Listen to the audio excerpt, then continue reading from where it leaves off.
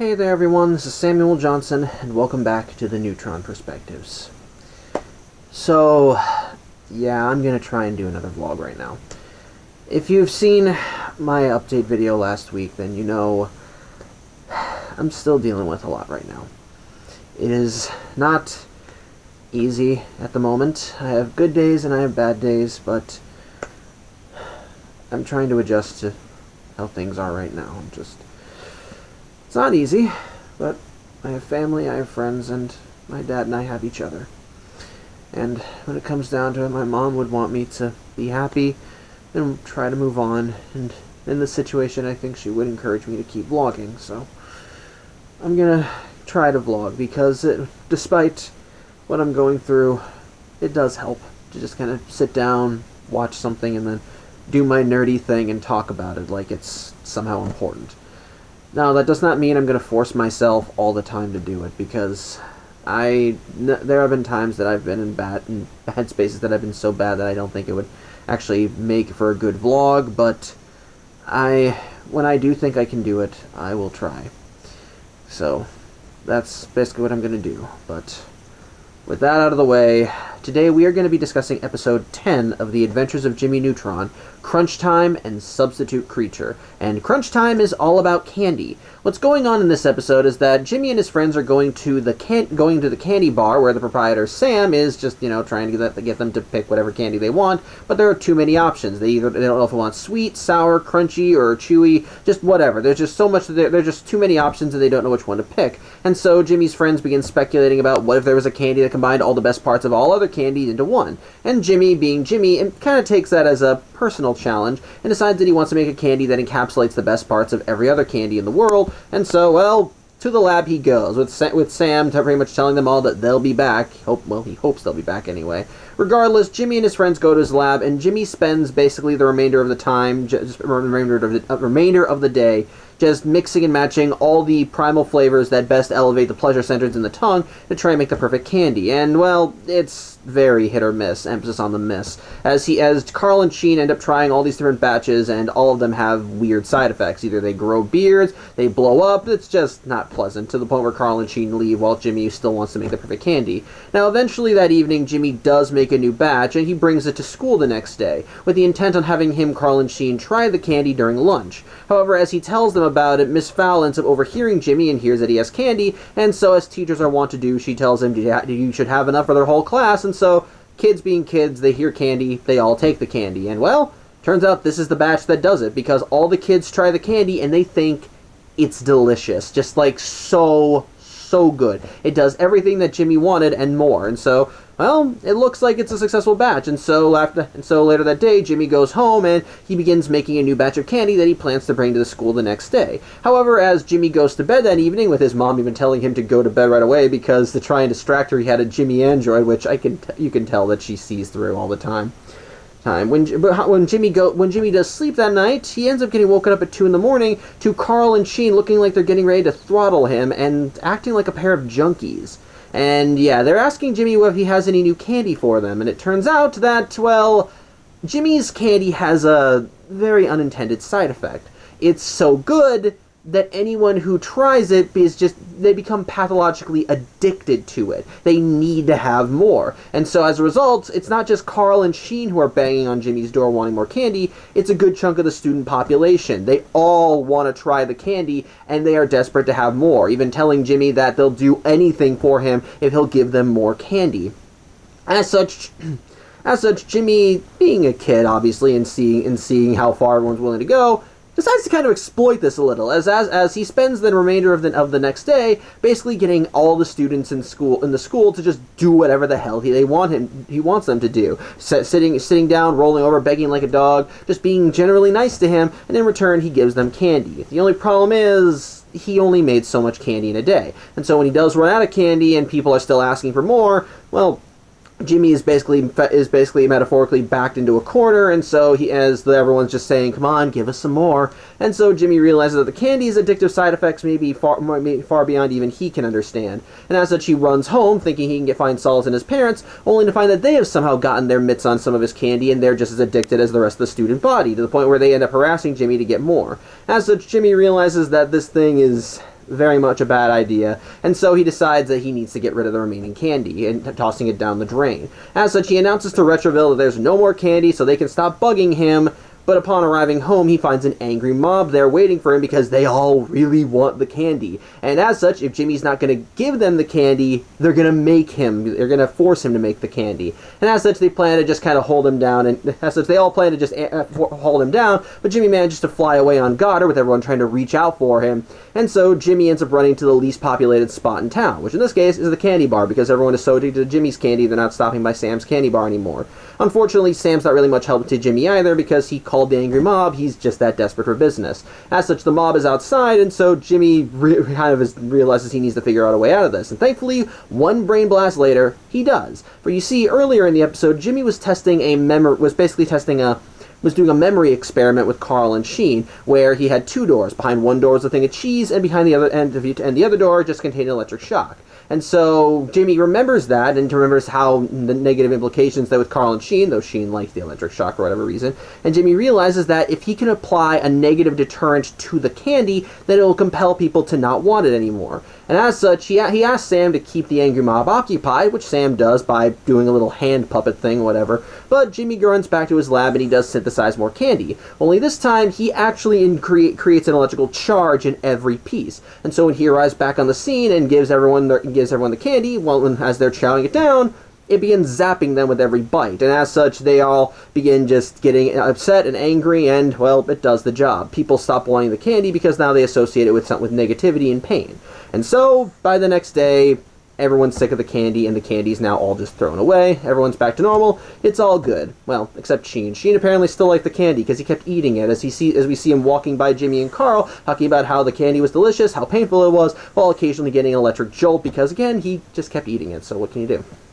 But anyway, that brings us to Substitute Creature, and what's going on is that Jimmy's class is doing a botany presentations, as each of the students are basically meant to cultivate plants and basically present what they have to the class. Every student did something different, like Libby was testing on different genres of music and how they help develop plant growth. Carl, I actually don't know what Carl has. I don't think we actually see it. Sheen glued a boxing glove to a flower because it was meant to represent something from Ultralord, while Jimmy has been able to clone a 64-million-year-old piece of spinach that was wedged between a dinosaur's teeth.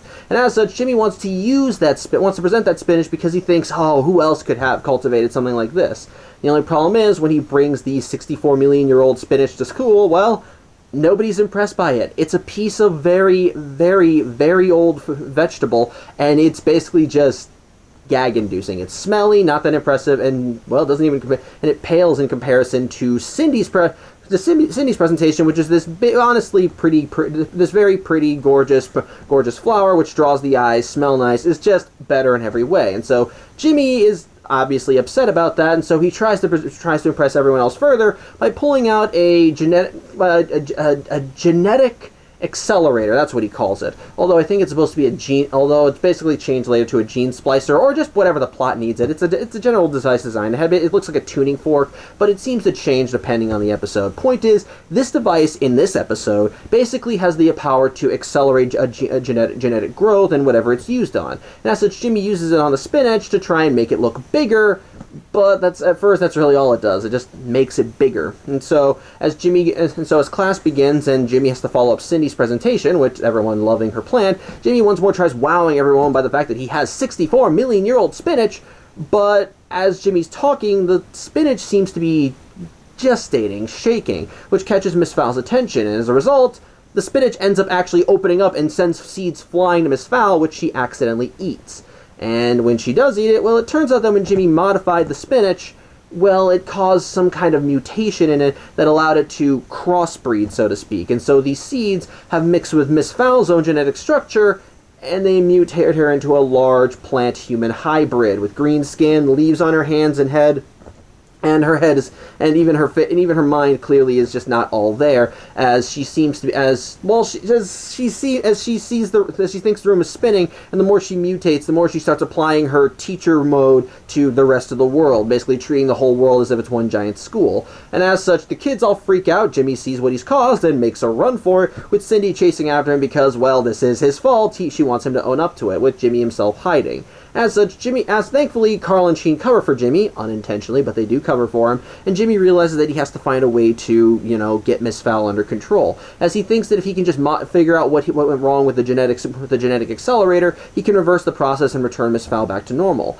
The problem is, her mutation ends up continuing on to the point where Miss Fowl actually outgrows the school and actually escapes. And as such, she begins terrorizing all of Retroville, like I said, applying the school rules to everywhere else, like no driving trucks in the hallway, taking off the top of a basketball stadium because it looks like a basketball, and she wants to confiscate it because teacher. And so everything just seems to be going wrong for it, and so she's just causing massive mayhem to the point where the military get involved. And it is the same general that we saw in the Jimmy Neutron movie, and his personality is a lot less serious this time around, as instead of acting like a very stone-faced general who basically treats his job seriously, he seems to be a cloud cuckoo lander who has his underling comes to him and lets him know about the situation, and he just keeps making jokes like how he doesn't want a giant woman, he wants one that's nice and fine, and she's making a mess of the town, or scramble the military. Yeah, scramble the military. No, I don't like my eggs like that. I can't repeat it specifically. Basically, he's just weird. Also, his name is Ernest Abercrombie.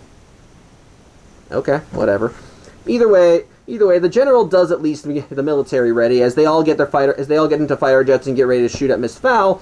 But good old Ernest ends up recognizing Miss Fowl because apparently she was his teacher when he was a kid, and she in turn ends up recognizing him as she grabs his jet right out of the air and lets him know that his homework is 50 years overdue. So that's fun. Either way, Jimmy and his friends do end up running into the middle of Retroville, and Jimmy does make the necessary modifications to his genetic accelerator, but it's running low on power, and so Jimmy believes he has to get in close in order to fix this. And so with Goddard's help, because he called Goddard, he ends up flying up close on his jetpack and tries hitting Miss Fowl with the genetic accelerator, but it's not powerful enough. All it does, if anything, it just irritates her nose to the point where she has to scratch it. So Jimmy needs to figure out how to actually, get her into a position where it'll affect her. And, well, a solution presents itself in the form of his parents. You see, in this episode, we learn that. So remember how in the movie Jimmy took his family's toaster and threw it into space as a satellite? Well, apparently Jimmy doing something with each of their toasters is a regular thing in the Neutron household. Every time they get a new toaster, Jimmy modifies it, changes it, or transforms it into a new invention. And apparently Jimmy's mom just lets him do it.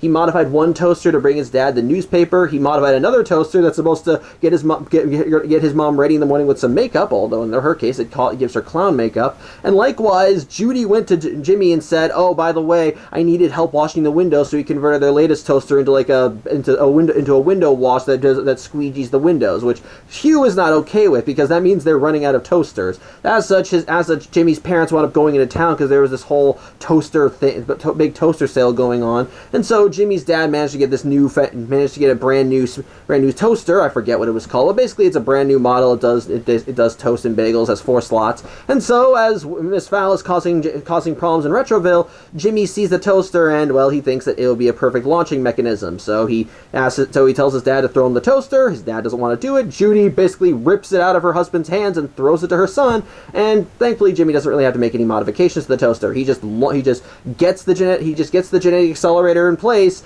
and then just launches it out as if it were a piece of toast right into Miss Fowl's mouth. And sure enough, it does its job, and Miss Fowl ends up shrinking down, and she's eventually reverted back to normal. So hey, all in a day's work. Day is saved, yada yada yada. Although Cindy still wants Jimmy to get his share of the blame, as she does still have the seeds from the spinach, and the fact that these came from Jimmy's spinach does mean that he was responsible for this. But, well, her proof goes right down the crapper, quite literally, as Carl sees the seeds, and he's been hungry all day, and downs it himself, which quickly mutates him into a giant plant monster. As such, Jimmy once more cuts and runs, saying that he just needs to get his genetic modifier back from Mrs. Fowl, get another toaster, and launch it into Carl, and he's basically just going to let everybody else do the hard, heavy lifting. And so he runs away, while Jimmy's friends, more specifically Carl, or more specifically, give me one second, excuse me. It was Sheen, Nick, Cindy, and Libby. And as such, they go off to make sure that Miss Fowl basically excretes the genetic accelerator, so there you go. But, yeah, that was Crunch Time and Substitute Creature. My thoughts on both of them. They're both enjoyable in their own regard. Crunch Time, I think, is definitely a very enjoyable one, because I kind of love the idea of... the story kind of reminds me of a Lotus Eater trap. That someone takes something that they think that they think they like, but it does something to them to create an addictive effect. And so I kind of like seeing Jimmy create the ultimate candy, so to speak, and use that as a means to, well, basically milk his friends as he creates something that they're all dependent on. And what I do like is that at first Jimmy really doesn't see the harm in it. Like, hey, they want to do him stuff, he gives them candy. It's just that the after effects come in when he realizes just how addicted to the candy that everybody is. And so it is kind of fun just seeing everybody go crazy for the candy and basically target Jimmy because he's the only one that can make it. So it's just kind of one of those things it's just one of those moments where you have a character think they're getting everything they want, only for it to all blow up in their face because, well, in order to maintain that, he requires a level of work that the character himself is not comfortable with or can't sustain. And so I thought that was amusing. I liked that. I thought it was honestly pretty darn enjoyable. And so I like seeing things just kind of go downhill from there. And so seeing Jimmy try and find creative ways to try and get the town off of the candy, I thought it was fun. Like he tried getting them to quit cold turkey, that just made everyone go after him. And likewise, he tried running away, but, well, he finds that he has no friends, as even the people who aren't addicted to the candy are ready to sell him out, i.e. Sam, the head of the candy bar. And so his solution, and I liked Jimmy's solution when he did get everyone off the candy. Basically, if the candy itself makes them so addicted because it creates so much pleasure, then all he has to do is introduce an element of pain, as that one element will get them off the candy so much that they won't ever want to try it again. Well, unless you're okay with getting electrical shock, which apparently Sheen was, so go figure. But at the very least, I do find that to be an enjoyable resolution. So when it comes down to it, honestly pretty fun setup. I like seeing Jimmy create the candy, and I will be honest, I wanted to try some. The candy itself actually looked good, and I liked seeing Jimmy creating the different batches, and so I thought that was actually enjoyable, and I can only imagine what it would taste like, so maybe it's a good idea that I don't try it, so what can you do? But honestly, Krunch time, good episode.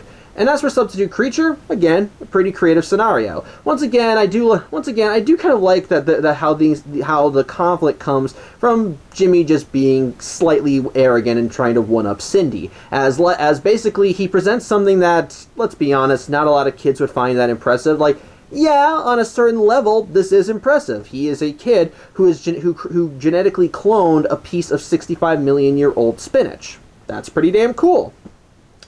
But when it comes down to, but the thing is, it's still just a moldy vegetable. It's nothing. It's basically even if you explain to everyone how much work goes into it, kids are kids, and kids are just gonna look at that and go, that's not really fun. It's just kind of gross. And so I kind of like that Jimmy is outraged because they're ignoring his achievement, but then likewise he does what any kid would do when they want to be the center of attention, and just thinks that if he just tweaks it a little, then everyone will go for it, which in turn does lead to more problems later. And I do think and as such, it does lead to a believable conflict. And quite frankly, seeing Miss Fowl turn into a giant monster, it was fun. I liked it. I liked seeing her go nuts. I liked seeing her going around town. I liked that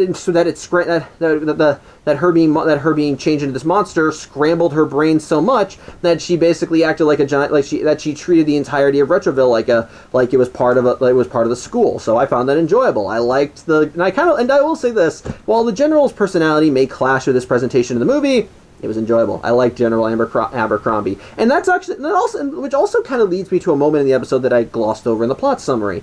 This episode unintentionally does add more credence to the whole Jimmy's family is in talks with the military theory. Because, well, Jimmy actually calls General Abercrombie, tells him to stand down and let him take care of this, which gives me the impression that the military very much does know about Jimmy, and he possibly is in regular enough contact with the Neutron and he is most likely in regular enough contact with the military that, well, they know when they should step in for certain conflicts, or to just let Jimmy handle it, which I think makes a lot of sense. Again, in the movie, we saw them intercept Jimmy as he and Carl were flying off into space, and yet we saw no negative repercussions on Jimmy's part for that. And then likewise in the Normal Boy episode, when an asteroid was flying towards Retroville, the mayor sought out Jimmy Neutron right away and told him, "Hey, I need you to fix this." So clearly Jimmy has done enough for the town. So clearly Jimmy has done enough for the town and built up enough of a reputation that government government bodies recognize him as the person they need to turn to when things go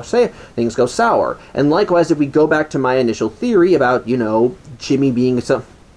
Yeah, if we go back to my initial theory about Jimmy basically...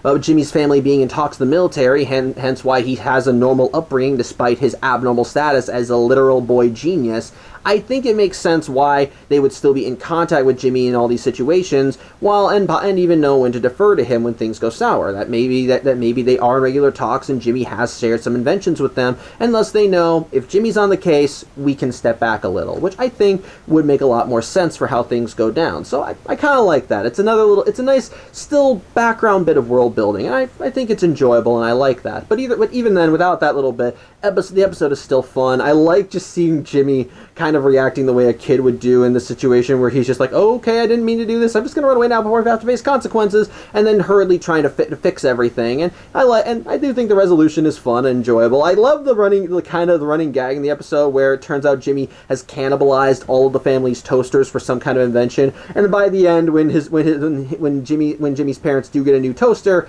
he ends up using that as well. Although in that case, he doesn't end up cannibalizing it. He just literally uses it as a launch system for his genetic accelerator. So go figure. So that one I think is enjoyable, and even by the end, of the episode, Jimmy really doesn't learn anything, as when Carl ends up eating the seeds that show that Jimmy was responsible, and Jimmy's response is basically to just run away saying, oh, I can fix this, I just need some time, you guys go get all this stuff, bye. I don't know. I find that, I like that. It's basically how a kid would react, and yeah, it's basically abducting responsibility, but it's honestly just treated as kind of a gag, and I don't see it as anything other than a gag, so I like it. It's enjoyable. I think it's fun. So when it comes down to it, Crunch time, enjoyable. Love seeing the town get addicted to the candy. Love seeing it kind of go back on Jimmy's head, kind of all fly back in Jimmy's face. And likewise, the solution to solve the problem I thought was a really creative one. And Substitute Creature, fun scenario, fun antics, fun gags. Overall, just a fun time. So yeah, I think that's really all I have to say. I thank you for watching. As always, I'm Samuel Johnson, and I hope I can see you all next week. If I'm not, I'll make a post or something letting everyone know, but I'm gonna try and keep doing the vlogs. Despite everything, it's something that I do enjoy doing, and it helps kind of keep my mind off stuff. I just kind of want to say this too before I end the video. There's not going to be an April Fool's video this year. I had already decided this long before my mother's passing, but with everything going on, I just don't think it would be an appropriate time. I can't think of anything funny or amusing to do. I don't want to do an April Fool's video this year. It's just, so, that's not going to happen this year. I apologize if anyone was looking forward to it, just no April Fool's this year. Maybe, next year will probably be better, but for now, yeah, so, yeah, that's really all I have to say. I do genuinely hope you enjoyed the video. I'm Samuel Johnson, and if not next week, maybe hopefully the week after. So, till then, have a good Friday. Take care.